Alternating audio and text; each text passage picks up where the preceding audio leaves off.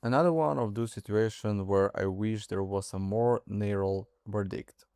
Hello guys, today we're gonna review a new game that's called Xenonauts 2.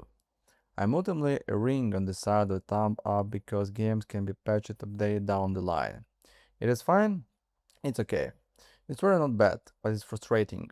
It has parts that are, in my opinion, holdovers from classic XCOM that exist here because they did there, rather than being actually engaging mechanics. Aim shots per in one of them.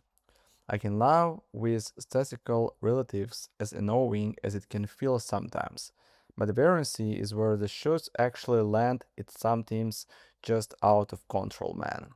Like, okay, fine, I messed it up, that shoot, whatever. But did it really have to destroy the cover in front of my live units? I presume my soldier is trained enough that they didn't miss the shoot because they pointed the gun at the ground and held down the trigger. Power scaling disparity is another pain point. I recognize that the Firaxis XCOM series tuned it to a point that it was not difficult for the player to outpace the alliance and not necessarily in keeping with the general tone of the space defense. But multiple times I land aside and have one of my units just be immediately dumpstered one tile from the opening of the chopper by reaction filling a line in a blank spot. Great for tension and setting the stakes when you're running early game armor or on your first terror mission.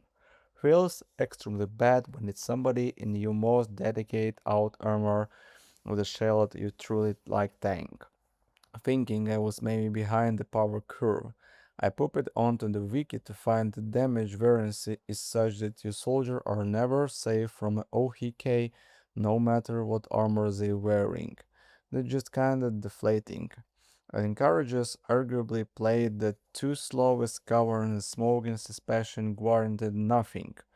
Even when used altogether, a single lucky shot can still ice your major who doesn't even have loss to take shots himself, as me, how I know. Strategic patience generally seems a little spotty a couple of times.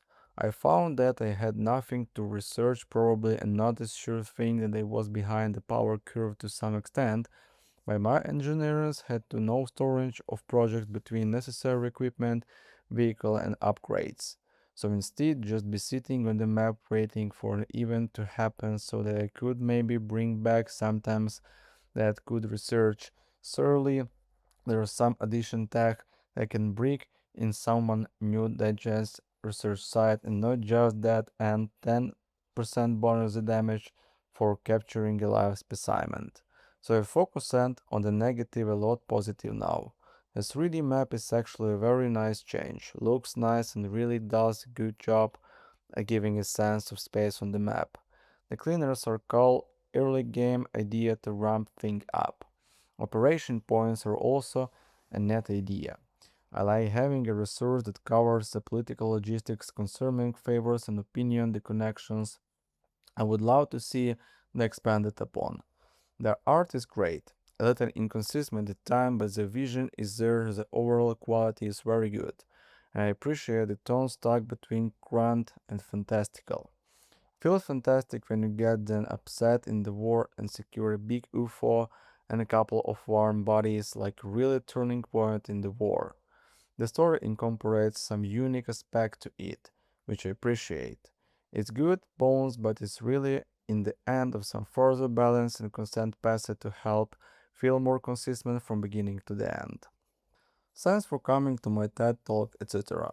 Okay, let's get the elephant in the room out. If you're fan of XCOM Enemy Unknown, XCOM 2 game is probably not going the game you want it to be. It lacks the flashy cinematics, voice acting, 3A aesthetics of Firaxis big budget production. It is definitely in the low budget indie camp of game. However, if you play the 90s XCOM game of the original Xsound games, you will dig Xenonauts to a bigger, cleaner, pretty and more tactical version of those classic games.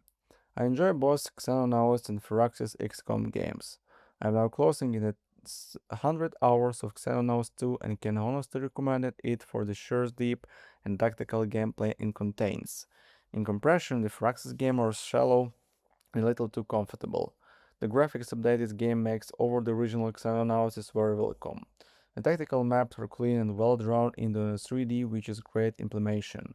The base backdrops where you plan your squad, research, tech, and build upgrades upon are nicely rendered, and the musical score in turn-based battles is varied and has a real sense of menace. Apart from the opening and the closing scenes, however, there is no voice acting, which I really noticed. It seems to place it in the previous generation of gaming.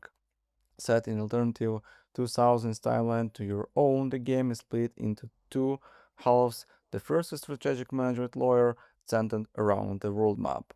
From your need to build your base, detect and to intercept incoming UFOs, and really nation world of funding and reduce panic. Thank you for watching, guys, and I hope to see you later, my friends. Goodbye.